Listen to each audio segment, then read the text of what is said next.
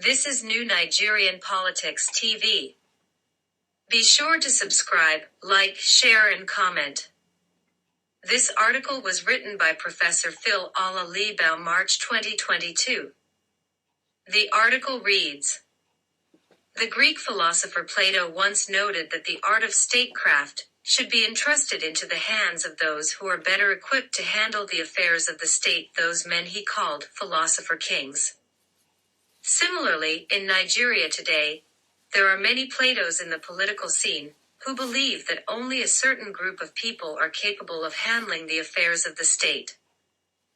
Excluded from this elite cadre of philosopher kings are the Igbos due to the pervasive and chronic, but erroneous belief that they lack the leadership ability or commitment to the Nigerian project. They cannot be full participants in the Nigerian political landscape premised on their antecedents of succession from the Nigerian state. This perception and the unforgiving spirit of the Nigerian state towards the Igbos is what I would deem as Nigeria's original sin.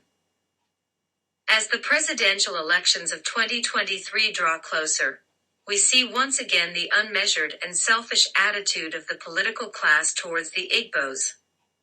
Even religious bodies that should be champions of equity and inclusion are said to be scheming to usher in a Yoruba candidate for the APC.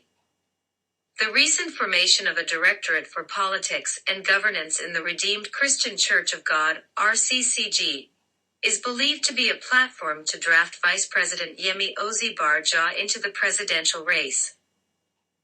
While RCCG may be working on a groundswell of support for Osibarja, who is a pastor in its fold, Bola Tinubu, the APC chieftain and kingmaker, has decided to take the prize this time, after delivering the presidency to the House of Fulani in 2015 and 2019.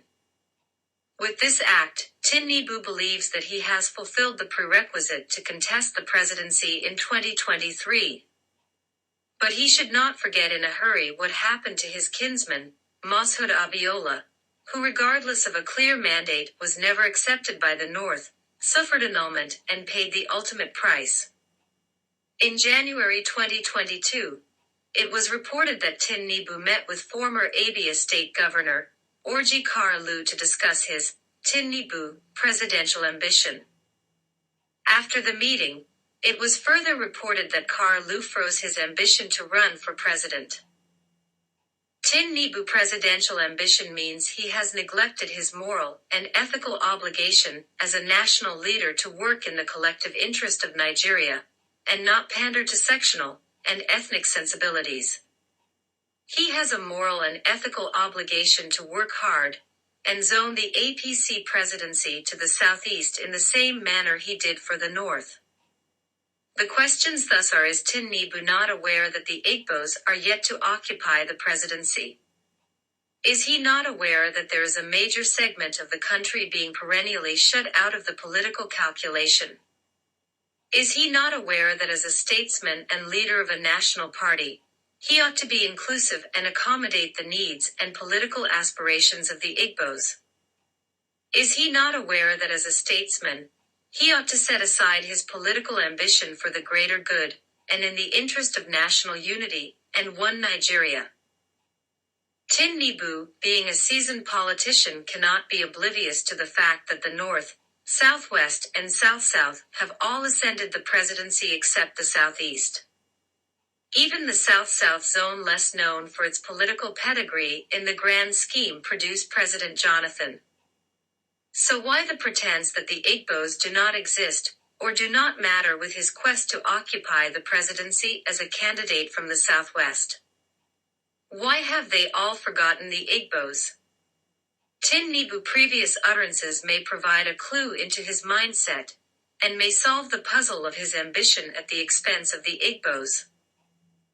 A quarter of a century ago, on April 13, 1997, Tinubu stated in this day newspaper, "I don't believe in one Nigeria." This belief, which to date has not been rescinded, to the public's knowledge, may explain his monolithic disposition and politics of regionalism to the exclusion of the Igbos. Amid this unpatriotic statement is a bigger question: one that questions his commitment to Nigeria and ability to govern a multi-ethnic Nigeria. We must thus ask, why does a man who does not believe in one Nigeria want to be president of Nigeria? Tinubu is obligated to answer this question satisfactorily to be taken seriously. The Igbos may not exist in his political orbit, and having delivered the presidency to the House of Fulani, the Yorubas who have already had their day in the Nigerian political sun must return at all cost, even at the detriment of an equally deserving segment of the country, the Igbos. The following statement uttered by Tinubu in 2014 provides a foretaste of his presidency should he be successful. Nigerians, the only way to have steady light and fuel is to remove Jonathan. And I promise you, in 6 months, Nigeria will be swimming in crude oil and fuel.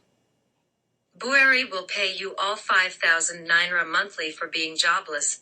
Our youth will be gainfully employed with our 3 million jobs a year. Sadly, this is a failed promise with the continued scarcity of fuel and light. Nigeria is awash in the ocean of kidnapping, crime, ritual killings, poverty, and corruption. Unemployment rate is prohibitive in the face of a supposed 3 million per year jobs program. On the other side of the aisle, the PDP is mulling with the idea of convincing President Goodluck Jonathan to jettison retirement and run for the presidency under its banner. They have paid little attention to the fact that Jonathan would effectively be a one-term president if he runs, and wins by order of the Constitution. This cannot be a more appealing prospect for a national party when the Southeast has able, tested and qualified persons that could run for the office and change the trajectory of the country. They could tap former Governor Peter Obi, Godwin Emefiele, the current governor of Central Bank of Nigeria, CBN, Professor Charles Soludo, who though has just been elected governor of Anambra might consider a higher seat, or Dr. Chris Ngigi, labor minister in the current administration. It is no gainsaying that until Nigeria reckons and reconciles with its original sin, and is willing to make amends by entrenching justice, it would continue to be a conflicted nation, and one at war with itself. This is the end of the article. Don't forget to subscribe, like, share, and comment. Thank you for visiting New Nigerian Politics TV.